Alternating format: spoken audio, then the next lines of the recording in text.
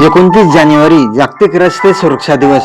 दुचाकी चालवताना हेल्मेट आणि 4 चाकीमध्ये सीट बेल्ट वापरणे अनिवार्य आहे. हे जीव वाचवण्याचे सर्वात प्रभावी साधन आहे. वेगावर नियंत्रण ठेवणे, नशा आणणारे पदार्थ व मद्यपान करून ड्रायव्हिंग करणे यामुळेही अपघात होतात. मोबाईल फोनवर बोलणे, गाणे ऐकणे किंवा मेसेज पाहणे यामुळेही लक्ष विचलित होते व अपघात होतात.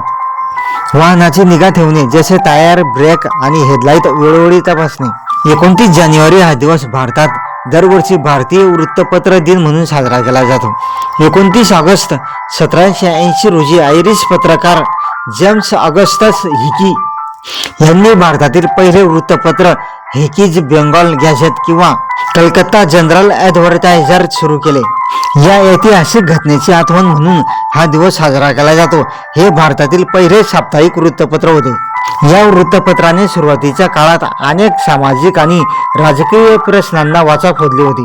29 जानेवारी अणुऊर्जा वापरताना होणाऱ्या अपघातांचे धोके, त्यांचे मानवी जीवन व पर्यावरणावर होणारे परिणाम आणि सुरक्षिततेचे महत्त्व लोकांपर्यंत पोहोचवणे यासाठी हा दिवस साजरा केला जातो.